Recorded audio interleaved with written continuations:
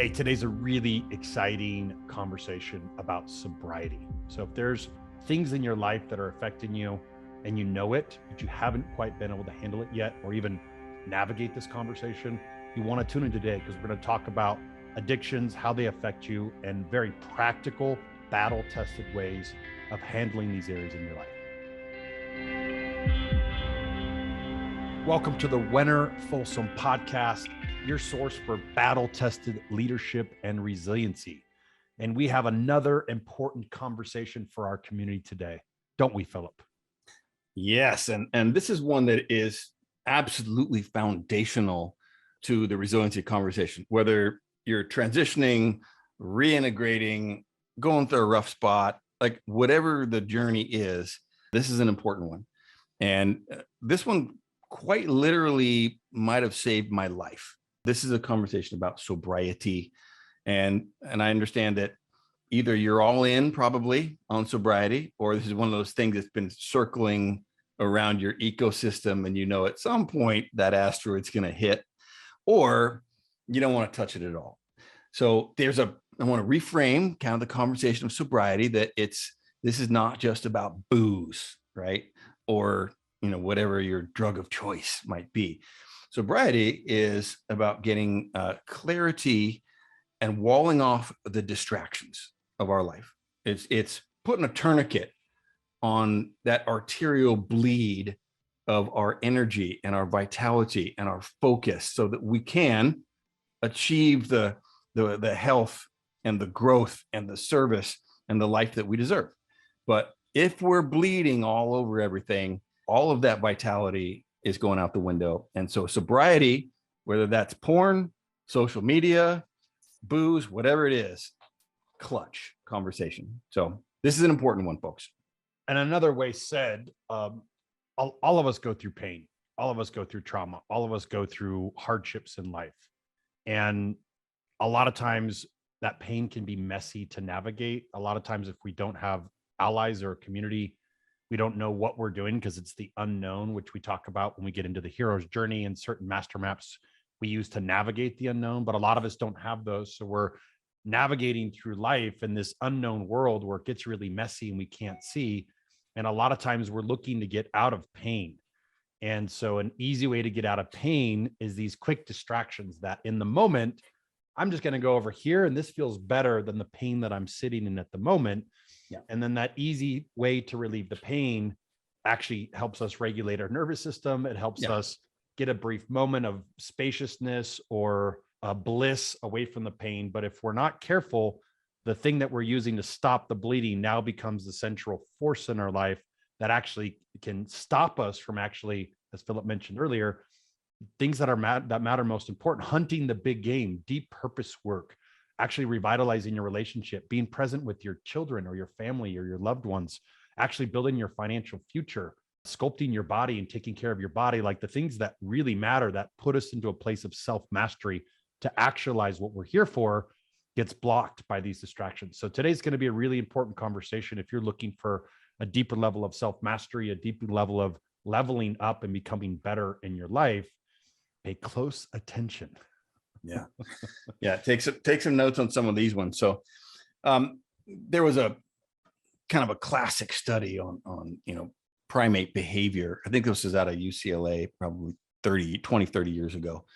And basically there was a monkey in a cage divided, and they could electrify the floor, and the monkey would obviously jump because it's painful to get shocked. And the faster that they shock the monkey, the faster it jumps, right? And then what happens if you shock both sides? And this is the life, or the high trauma, high stress life that you may be living if you're watching this. Like if you're tuned into this podcast, which is about resiliency, you may be waking up in that monkey cage where you're getting shocked all the time. And so the first thing that happens is this monkey starts jumping really fucking fast, which is exactly what you just shared. Is listen, in that moment that I'm in the air, I'm not getting shocked. Right. So, give me that, give me the booze, give me the porn, give me the whatever it takes. I know I'm not getting any freedom. Like I know I'm landing in the exact same spot, but at least I'm not hurting in that moment. And so we can see these skyrocketing numbers of addiction, clinical addiction in our society, particularly in the folks who are watching this, right? We're looking at high stress individuals, police, fire, all the first responders, entrepreneurs, teachers in inner city schools. The addiction rates are just skyrocketing because you're getting shocked all the time. So it's a coping mechanism. And obviously at some point, that jumping is the thing that's going to kill you. You can't jump forever. You cannot escape your pain by jumping forever, because at some point you're going to pay that cost. And what adds to that is a lot of the times, if it's not in our highest good and we know it at some level, we start to enter the shame spiral. And so what happens is, instead of leaning into the things that matter most, we end up numbing or trying to stop the bleeding from that pain, or being caught in the air. And then we start to feel some shame. And then that shame can actually pull us deeper into that, because it feels more like the pain of landing. So we want to be even more in that free form state. And this is what continues that process ongoing and ongoing. So unfortunately, if we're not aware of this and we don't start to navigate into this messy, dark cave to handle our shit, life, like a year, 5 years, a decade, 2 decades, like life can disappear, and time is our most valuable resource. So, the importance of this conversation is, how do you navigate into this dark cave to solve these areas so that you can actually get your life back? Because these little distractions, which may seem simple at first, or like casual things, or maybe it's your lifestyle. Maybe you grew up in Philip and I grew up in environments where drinking was normal and the culture was normal. Like, there may be certain environments where what you think you're doing is normal, but if you're not highly aware and paying close attention, the things that you think may be normal may actually be disassociating you from life, putting you even further off from your actual goals. And then you're experiencing shame and going deeper down that shame spiral, which creates more pain, which creates more debris, which creates more bleeding. So this conversation is really centered around. So anybody that's listening, take a moment. What could that look like for you? Maybe it is alcohol, or it is porn, some of the things that plagues a lot of people, but maybe it's something a little bit less that you don't notice. Maybe it's, food. Maybe you are eating, you don't feel as connected to your body, or you don't feel powerful or confident when you look in the mirror, or sexy when you're with your spouse or your partner. But, maybe you eat all the time and you eat the same shit, sugar foods or carbs, or, unhealthy foods. Or maybe it's something different, like spending. Maybe you have some strong financial goals, but all of a sudden you're buying the new shiny toy all the time, and it constantly ending up in a sea of debt. Like, what are the little things in your life that you may not be noticing that are actually these distractions? Could it be social media, where you sit down for 5 minutes and that takes an hour or 2 hours of your day, numbing through the scroll, the effortless ending scroll feed? Like, what does that look like for you? So if you're listening, take a moment and just reflect for a moment. What could that look like for you? What is taking you away from the things that matter most and distracting you, that isn't serving you? Just maybe temporarily taking you out of pain. So everybody can at least go like, oh, I got the thing. Because just sit down for a minute. Even if you're getting better at it, there's still things that take us out of the way. Yeah. The people on their phones in traffic. I mean, imagine crashing your car or hurting somebody else because of that addiction. I'm working on not taking my phone into the bathroom when I take a shit. That's kind of one of the, because I realized that, this is a dopamine hit for me. It's like, I don't have to deal with the things that I'm supposed to be dealing with. I don't have to deal with myself. All I got to do is fire up the Instagram or the Facebook and it's all of a sudden now I'm no longer dealing with my reality, which is uncomfortable. I get to just jump through the air, and I know I feel worse after. And I also know that all that time was not free. That time was when I could have been writing my book. Could have been reaching out to my friends. I could have been doing some push-ups. Like, it's not free. None of these things are free. Yeah. And as you're relating to that, a couple of mine have been, porn was really strong, which I just thought was normal until a couple of years ago, when I tried to do a 30-day no porn and couldn't do it. Was like, oh, this is actually, there's something going on. So for me, porn used to be food, not necessarily alcohol. I would drink here and there, but that wasn't a big one. It was more porn, food, and spending. Spending was another big one for me, where I would overspend and get excited, and I would lose track of my financial goals because I'd get I'd want to get out of the pain of whatever I was doing and validate how hard I was working. And I'd want something that little toy or shiny object would take me out of that because it felt good to buy something new. And I think the fourth one, which was a little bit harder to see, was work addiction. I didn't realize I was hiding behind projects and I was creating too many projects. So I had way too many things to do. So I had never really had the space to sit and think of my own things because I was always so busy in all these projects and over helping. So I had a little bit of that savior complex. And when I didn't want to deal with my shit, I'd pick up the phone and call 20 other people that needed help. And so those were the primary ones that have been the hardest for me in my life. Best practices. Yep. Like some of the things that, because I've been witness to the last couple of years of your ascent through, the feminine cleanse you're on, the epic food cut, the whole thing. I mean, you radically transformed your life in the last couple of years. And I'm probably 10 years sober, right around in there. And so some of the best practice for the folks who are watching about addressing some sobriety things. And I want to throw the first one in, which would be, you can't do this alone.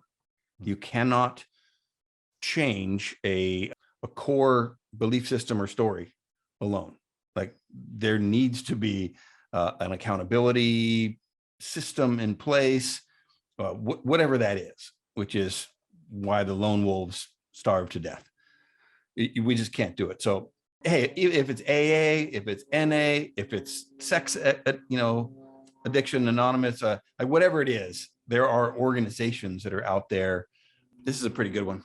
But men's groups, find a place of people that are working on the things you need to work on, and make sure it's transparent. Like, put it out there, go public. That is a form of accountability, going public with it.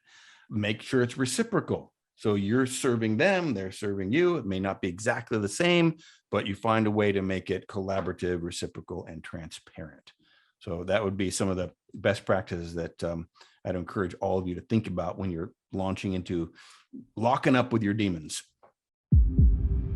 Hey, we thank you for listening to the Wenner Folsom podcast. Just a couple quick notes.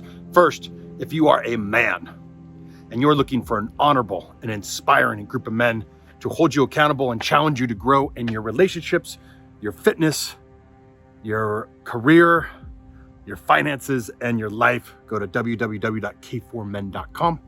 And if you are a veteran, first responder, or man or woman who deals with trauma, and you're looking for some resiliency tools and skills for you, your team, or your organization, go to valorresiliency.com. Hope to see you there. Back to the podcast.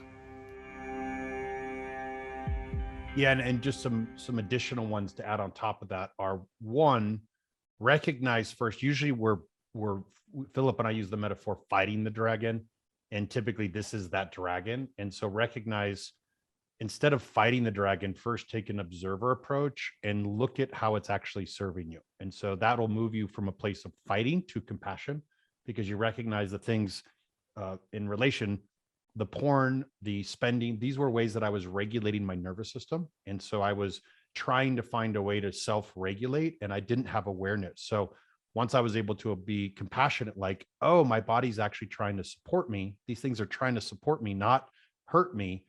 That's the first step for me, is compassionate observation. And then the second step, once you realize that, then you're, to Philip's point, all right, now I need to, so look into that, like make a decision, actually go into the dark cave and handle the shit that's been plaguing you instead of hiding from it. Build compassionate approach towards it. And then third, as Philip mentioned, find a community that'll hold you accountable to actually say, I'm going to work on this, actively work on this. And I'm going to find, you have to replace it. If I'm going to give up this, I'm going to replace it with this. And it may take a little bit of time to find what works for you, because you may try something that doesn't work. So you got to change it. A lot of it's habitual. So we have these habitual patterns that we get used to. So you're going to have to replace a habitual pattern with another one. So for example, I had a routine in the evening. I would finish a shower. I'd go to, like, it was a routine. I had to sleep on a different side of my bed. Like, I had to change my whole routine. And then I do these breathing practices at night that started to replace, and now they've become my full replacement. That became more devotion. Instead of trying to get out of the pain and regulating, I turned it into devotional breathwork practices where I was in more devotion. And so you have to find a replacement that meets that at a higher need. So if I was meeting my need to regulate my nervous system from jumping, one, I had to realize I got to remove the stress and create less pressure. Two, I actually have to find new habits so that I can regulate myself to get to this free state. And then three, I have to actually implement it in a way that I'm going to get a result. And that's the hardest part. And that's where you need the accountability. I needed allies. I needed Philip to say, here's what I'm committed to doing. Luckily in K4, we have, quarterly grails, and we set our grails and hold each other accountable. And then Philip encouraged me to go public, which was really hard.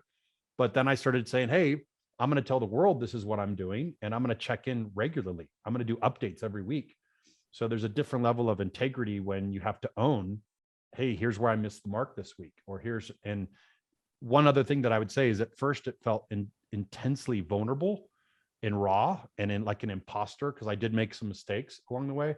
But what I found is by continuing to commit to share, in the past, I would have made a mistake and blown everything up and said, this doesn't work, screw it, and gone all the way back.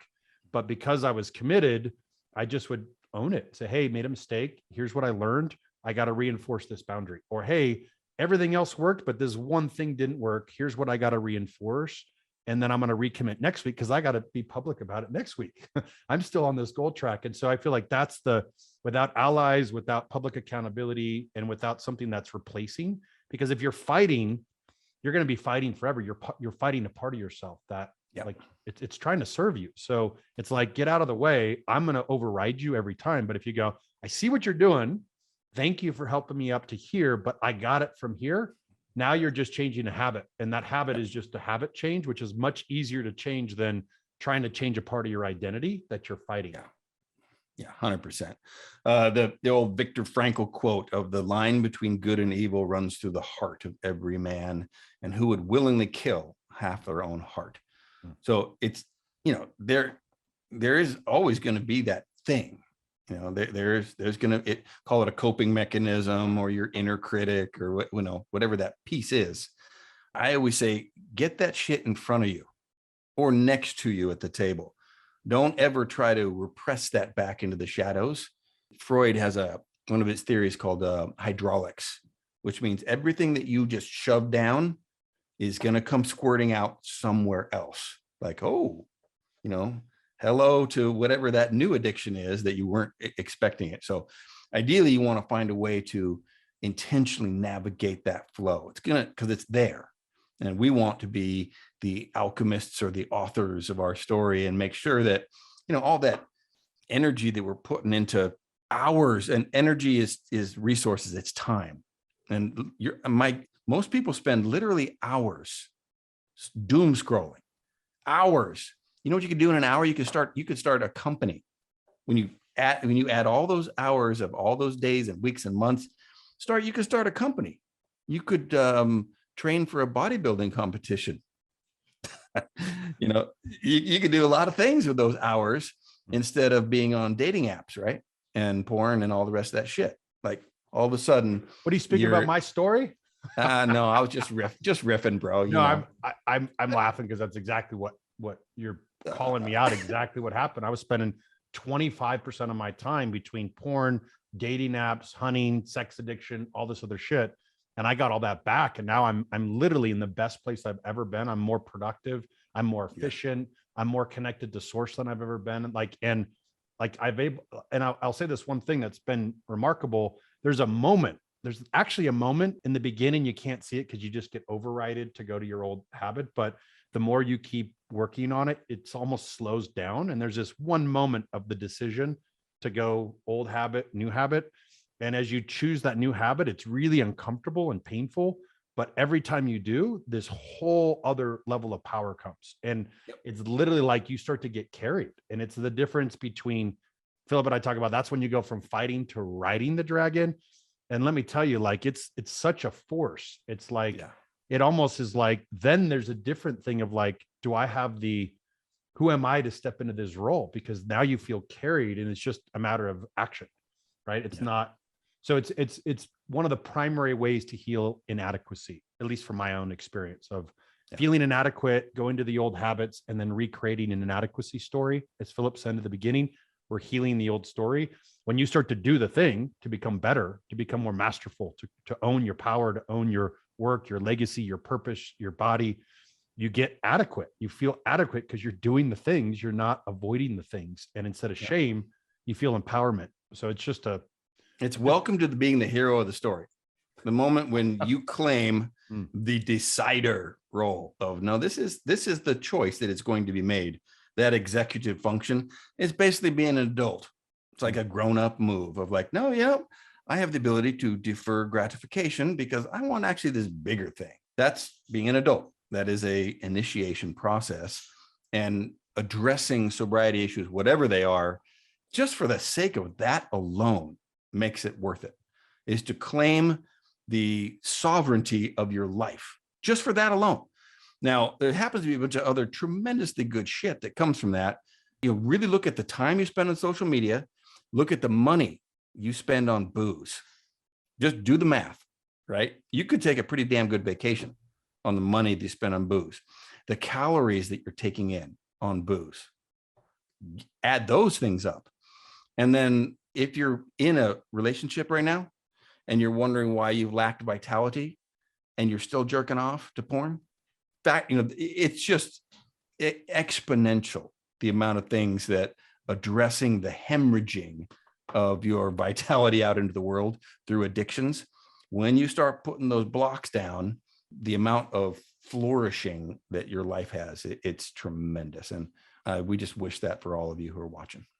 Yeah. And the one other piece that I'll add is, again, this is my personal experience. I'm on this journey. I'm 3 months into a feminine cleanse, and I'm just ahead of you. Anybody that's listening, you start today, I'm just in front of you, right? Philip's been on the sobriety of alcohol for 10 years, which has really inspired me and how he lives and walks that talk. And so I'm on this is my sobriety area. And, but here's what I'm discovering, at least today, is before I wasn't in alignment with my thoughts, words, and actions. I wanted to do it and couldn't. And so at some core level inside of me, there was a lack of integrity. And that lack of integrity was the collapse of all it was the primary part of my story that felt inadequate.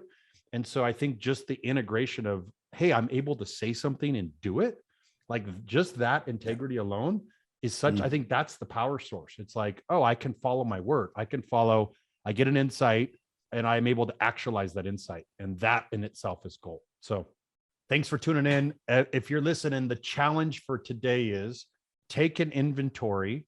What is currently distracting you or stopping the bleeding? Identify it, track the true cost, time, money. What's it affecting? What's it taking away from? What's the thing you really want in your life? And how's this negatively affecting that? And then find a way to commit to handling this. And ideally go find a community, a group. If you're a man, come join us in K4. We have a bunch of sobriety channels and no fap channels and all kinds of support to get you where you need to go. But find a group, find a men's group, find a community, find a sobriety group, and start working on that today. Stay battle tested, y'all.